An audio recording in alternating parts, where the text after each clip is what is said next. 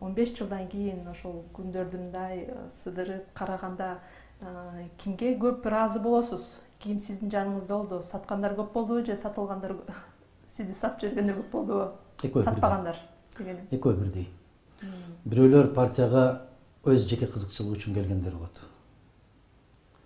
Бирөөлөр ачуу таттуусуна карабай, ысык суугуна карабай, башынан баштап ушул күнгө чейин келаткандар бар.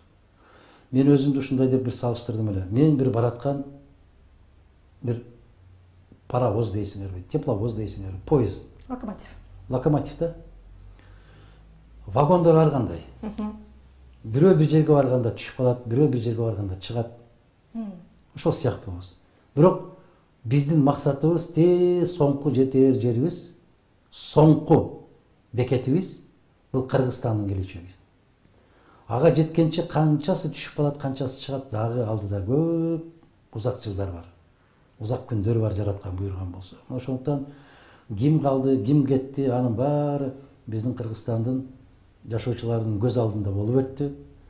Бирөөлөр чыга калып, бир жанакы 30 күндүк мөөнөткө чыдабай секире түшкөндөр болду. Бирөөлөр келе калып 3-4 күндөн кийин аябай чоң оор экендигин байкай калып түшүп кеткендер болду.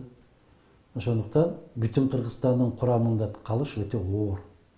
Бир жагы, экинчи жагынан бул аябай жеңил. Эгерде адамдын алдына койгон максатына жараша болот.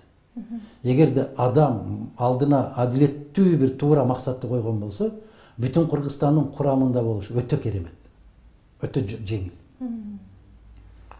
А эгерде кандайдыр бир бузук ойлор менен, жеке кызыкчылыктар менен келген болсо, өтө оор болуп калат. Ал инсандан көз каранды. Биздин кемебиз дейбизби, ошол локомотивибиз, поездибиз токтобой кете берет. Соңку бекетке жеткенче. Анан ал кетти, бул кетти деп мен бир жолу айттым эле. Бирөө келип мени кубантпайт, бирөө кетип мени кайгыртпайт. Бул философиялык мыйзам ченемдүү көрүнүш. Ошондой. Кеп өзүң канчалык деңгээлде туруктуу турасың, канчалык ошол коюлган максатыңа, тилегиңе жеткенге канчалык токтобой аракет жасайсың ушунда.